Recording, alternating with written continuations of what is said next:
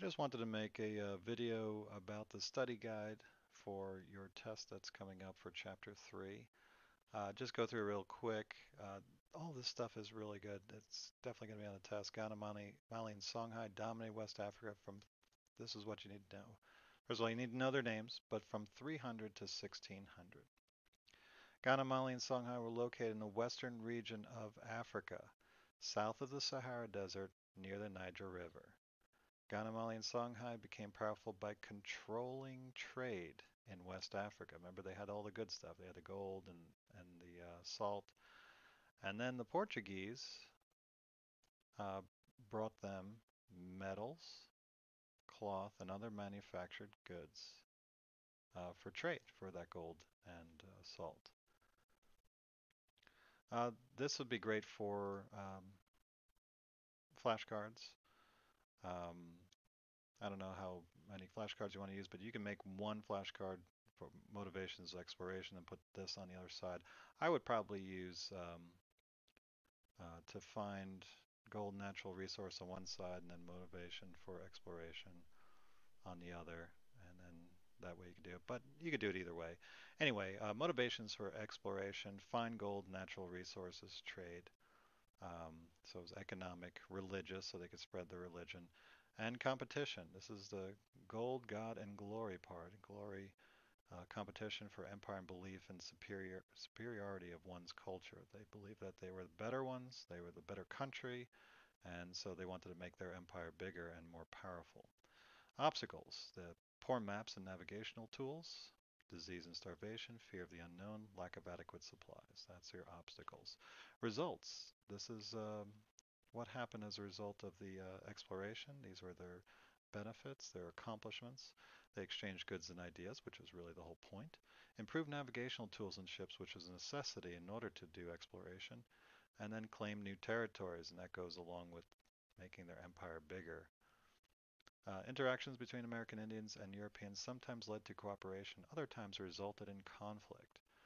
Here are the areas of cooperation. The Europeans brought weapons and metal farm tools. This is something that the Indians really, really liked. They would trade them.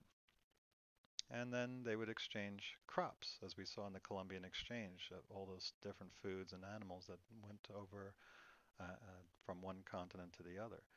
Areas of conflict, land. The Europeans believed that land was to be owned, and they would mark it off and fence off and wall off their land and keep the Indians out, and the Indians didn't like that.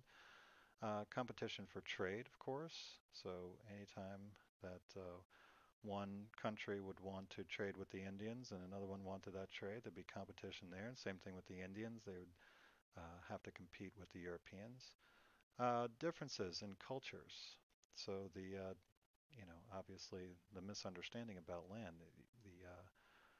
The Indians believed that land should be shared and not owned, and the Europeans didn't agree with it.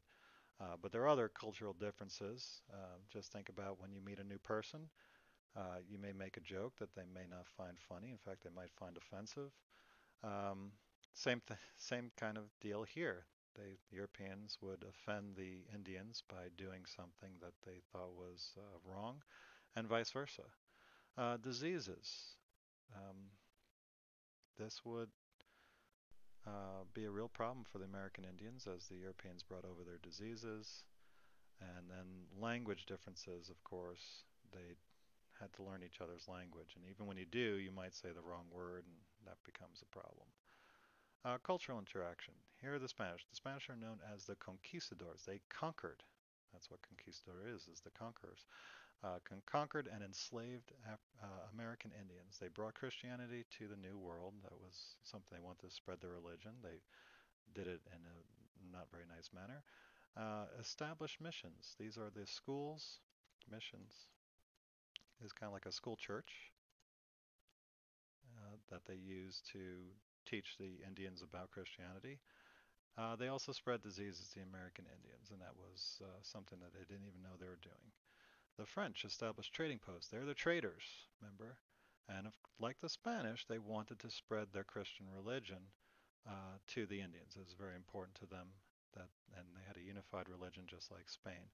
The English didn't have that, so they're known as the settlers. They rather make settlements on American Indian land and claimed ownership of the land. This is where the whole thing about Indians believing that land should be shared and not owned. So they really had no defense at first against the claims of the English, and that misunderstanding would lead to a lot of tragedy. Learning, they learned farming techniques from the American Indians, remember Squanto, traded with the American Indians, much like the French. But of course, with that conflict here, it would start souring this relationship, unlike the French, who didn't do these things. American Indians taught farming techniques to European settlers, like you see here with the English, and believed that land was to be used and shared, but not owned. Remember that. Okay, so the Spanish, when we're talking about America, Spanish would be out here in the southwest. The French would be right through here by the St. Lawrence River and the Mississippi Valley area and the Great Lakes area through Champlain, which was up here in Quebec, and then LaSalle over here by Mississippi River. John Cabot will be Eastern Canada, and they really should be more over here. Newfoundland is in this area, but he was English. And that's it. So study that up, and I think you'll do very well on the test. I always recommend making flashcards, but this really breaks down the information of the chapter very well for you.